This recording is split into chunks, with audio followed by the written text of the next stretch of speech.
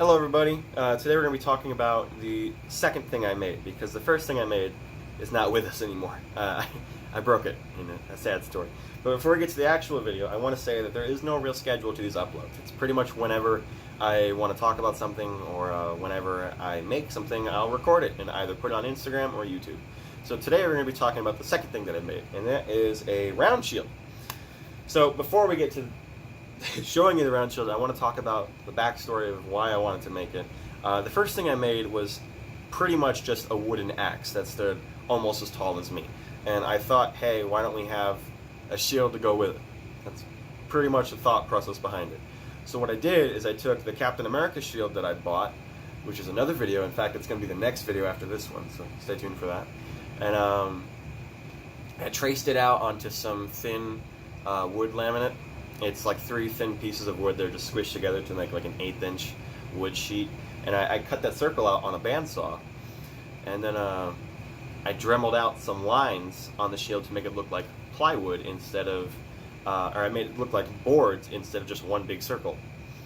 Then what I did is I took the back of it, and from inspiration, there was a guy at the Heritage Festival before it was called Ipsy Fest, and I think he's still there.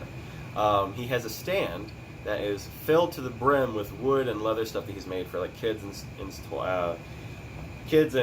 in my case teenagers, because I went and bought a sword the last time I was there. I still have it. It was like $15 for this. I'm like, whatever. He's a really nice guy, so yeah, I still buy stuff from him, and I've turned into even cooler stuff in my opinion. But not to diminish his work, he does amazing jobs. But I bought a shield and sword from him when I was like 10. And I had it for years, and the handle was a big handle. It was kind of like this. He had a handle like this, and he had a cutout so you could slide your sword in for decoration or to hang it up when you're done.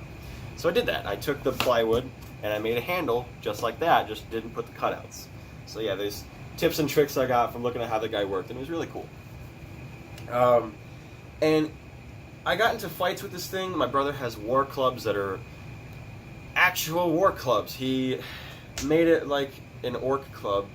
It's pretty much just a big branch he's got from up north. I believe they're oak because they're really heavy in some cases, other times they're not, and they have spikes on it because the rot. He's actually crushed stuff with it more efficient than Stormbreaker can crush stuff, and that's saying something because Stormbreaker is the heaviest thing I have. I got into fights with him on that, and he dented the shield 4 or 5 times. He's almost broken it twice. So yeah, there's a part on the laminate, which I'll show you right here. It's actually coming off. You can see the piece chipping. Yeah, that's going halfway around, but there's the paint job. That is only a couple weeks old. You can see that on my Instagram page. While I was painting it, I put pictures up. So yeah, it's pretty much just phthalo green going with the grain, so it soaks in perfectly. And then I pretty much just finger painted metallic mint blue. I think that's what that's called. It was supposed to be the same paint that I was using to paint the Damascus work on Excalibur, but it didn't work out, and I mentioned that in the video. I didn't clarify, but I was trying to use this American Crafts metallic texture paste mint color to try and get the Damascus patterning, but I only tried it because this one worked out perfectly. And the staff, or the snowflake thing you're looking at, it's called the Helm of Awe or the Helm of Terror. And there's an actual story behind it in the Poetic Edda. It's one of the books, or one of the tales, or collection of tales written by Snorri Sturluson. I'm not sure if I butchered his name. I might have. But, yeah, the rune staff is called the Helm of Awe, or Helm of Terror, and it came from the Tale of Sigurd, or one of the Tale of Sigurds. He was, in short, tasked with killing the dragon Fofnir, who had all these treasures and rune staves hidden from the world because he was greedy. He was originally a dwarf that killed his... there was some meddling involved with Loki, Odin, and I believe Ur, or Tyr, one of the two. And Loki gave the dwarf king cursed gold. The dwarf king's son, who was stricken by greed from the gold, took it, killed his father, and then ran into the mountains. And then had more treasures hoarded, and he turned into a dragon because he was so greedy.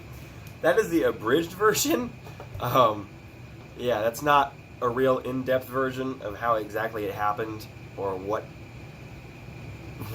what went down before the cursed gold went, but I know I'm just keeping it short for you guys. So Sigurd is tasked with killing the cursed Fafnir. And he goes in and he hides between the rocks, and Fafnir eventually figures out someone's there, and he walks over the rocks, and Sigurd stabs him right in the stomach, I think, stomach or chest.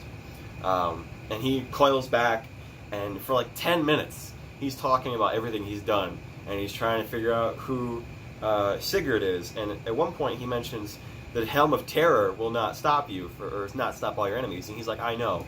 It's limited to blah, blah, blah, blah, blah. He basically explains that the Helm of Terror, when you put it either here, because in helmets they have a nose cover, that's where you would carve it, the snowflake-looking shape. And it's meant to like strike fear into enemies or to freeze them in their tracks. It was kind of a means of protection, kind of a means of power. And the dragon was using it to try and strike fear into everyone that came near him. And Sigurd got all the treasure, and he even got the Helm of Terror. So knowing that story, I thought, hey, it'd be cool to put it on here. You're meant to carve it on metal, which is a whole different topic. I'm not going to get into how I know this RuneStab stuff. But I painted it on the wood because I wanted a shield design that I actually knew the meaning of, not just some coat of arms or color. So yeah, the cap in the center is just a cat food lid. You see the ridges yet? Nope, can't see the ridges. It's a cat food lid, a cat treat lid that I took off, and I spray painted it with a Rust-Oleum hammered finish. So yeah, that's that's pretty much it. It's just a disc, a handle, and then a cat food lid, and then I painted it to whatever I want. You guys can do whatever you want if you want to make this. It's really simple. It's just 2 pieces of wood. It really only took me at most an hour to make from my memory, if I remember it correctly. But yeah, if you enjoyed this video, please like and subscribe today. Make sure to click that bell icon to receive notifications for every time I upload. The next video, we're going to be talking about my Captain America shield, so have a good one.